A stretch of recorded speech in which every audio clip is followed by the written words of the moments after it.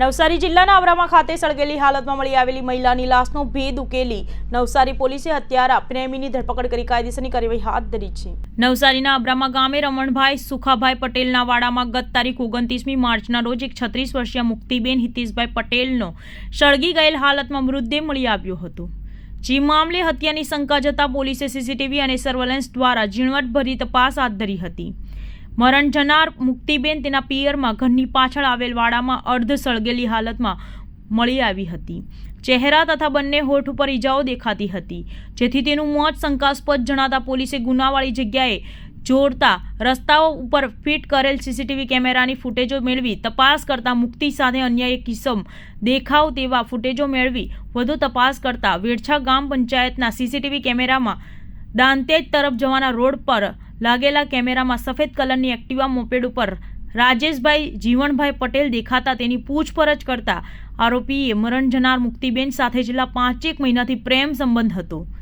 તેણીએ લોન તથા હાથ ઉછીના લીધેલ રૂપિયા આપવા સારું જ્યારે જરૂર પડે ત્યારે આરોપી પાસે માંગતા આરોપી કંટાળીને જઈને તેનાથી છુટકારો મેળવવા માટે આગોતરું આયોજન કરીને પ્લાનિંગ સાથે મુક્તિને બોલાવીને પોતાના ઉપર કોઈને શંક ના જાય તે માટે મુક્તિ પાસે સુસાઇડ નોટ લખાવી રાત્રિના સમયે પોતાના ઘરે લઈ ગયો હતો અને શરીર સંબંધ બાંધીને વહેલી સવારના મુક્તિને તેના પિયર અબ્રામાં મૂકી આવવાનું કહી તેના ઘરના પાછળના વાડામાં લઈ જઈ મુક્તિનું નાક, મોઢું તથા ગળું દબાવીને ઠંડા કલેજે હત્યા કરી પુરાવાનો નાશ કરવા માટે ડીઝલ છાંટી સળગાવી દીધી હોવાનું સામે આવ્યું હતું, જેમાં પોલીસે આરોપીની ધરપકડ કરીને કાયદેસરની કાર્યવાહી હાથ ધરી હતી। અગાઉ 29 માર્ચ 2024ના રોજ જલાલપુર પોલીસ સ્ટેશનના અબ્રામા ગામમાં એક સળગેલી હાલતની અંદર ડેડ બોડી મળેલી હતી।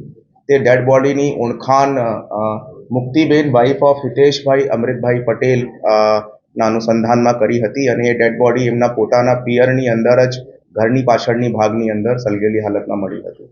ધ સીન ઓફ ક્રાઇમના સર્કમસ્ટાન્સીસને જોતા પોલીસે થોડી શંકા પડી કે this might be a case of murder and not of case of suicide, કેમ કે સુસાઇડ નોટ બે જુદા જુદા માણસોને વોટ્સએપ દ્વારા પણ કરવામાં આવ્યા હતા।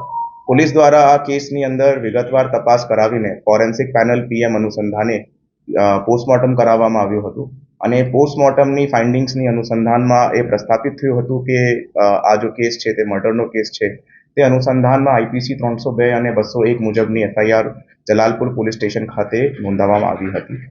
આ કેસ અનુસંધાને સીસીટીવી ફૂટેજીસ અને કોલ ડેટા રેકોર્ડની એનાલિસિસ કરતા પોલીસ દ્વારા એક શખ્સ જેનું નામ છે રાજેશભાઈ જીવનભાઈ પટેલ ની ક્વેશ્ચનિંગ કરવામાં આવી હતી અને એ ક્વેશ્ચનિંગ દરમિયાન એ બધા પુરાવા રાજેશભાઈ સામે રાખતા રાજેશભાઈએ આ ગુના પોતાના હાથથી કરવામાં કબૂલાત કરવામાં આવી છે।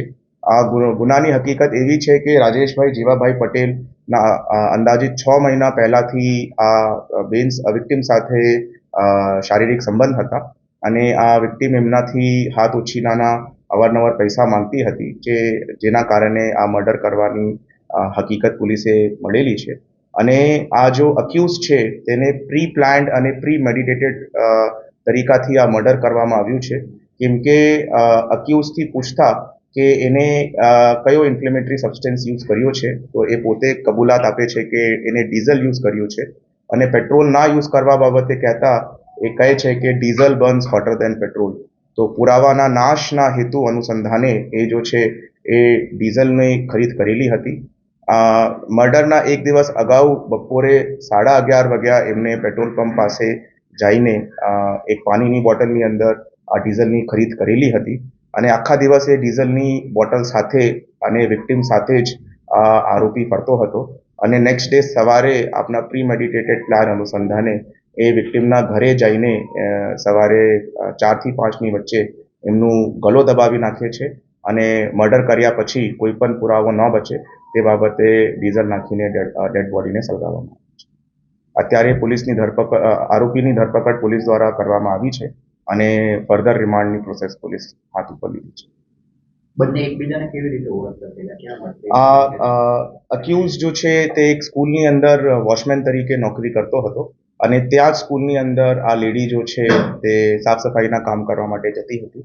ત્યાંથી એ બંનેની ઓળખાણ થઈ અને પછી બંને વચ્ચે મિત્રતા થઈ હતી। ફોરેન્સિક કરાવી ફોરેન્સિકની પીએમની અનુસંધાનમાં આ કેસ મર્ડરનો કેસ છે એવી રીતે પ્રસ્થાપિત થાય છે કેમ કે વિક્ટિમના વેન્ટ પાઇપની અંદર કોઈ પણ જાતના કાર્બનની હાજરી મળી નથી અને એ બર્ન્સની નેચર જો છે તે એન્ટીમોર્ટમ નેચરના છે. વિક્ટિમની બોડી ઉપર ઘણા બધા પોસ્ટમોર્ટમ અને એન્ટીમોર્ટમ ઇન્જરીઝના નિશાન પણ મળ્યા છે અને જેવી રીતે અક્યુઝ કહે છે કે ભાઈ એને ગળા દબાવીને એની હત્યા કરી હતી તો એના ગળાની ઉપર પણ ઇન્જરીના માર્ક્સ એન્ટીમોર્ટમ ઇન્જરીના માર્ક્સ ફોરેન્સિક પેનલ પીએમની અંદર પ્રસ્થાપિત થાય છે. ફક્ત પૈસા માટે જ હત્યા કરાઈ હોય કે અન્ય કોઈ કારણ હોય છે? અત્યાર સુધી જો મોટિવ છે તે અંદર પૈસાની બાબત પોલીસ સામે આવી છે. આખા કેસની અંદર સાયબરની કોઈ પણ કલમ ઉમેરવામાં નથી આવી. જ્યારે એનો ફોન એક રેકોર્ડ કરતો હતો તો શા માટે સાયબરની કલમ ઉમેરવામાં નથી આવી? સાયબરની માધ્યમથી કોઈ પણ જાતનું ક્રાઇમ આ કેસની અંદર નહીં કરવામાં આવ્યું છે. that is not a tools through which this crime has been communicated. That is why no sections of IT Act have been used in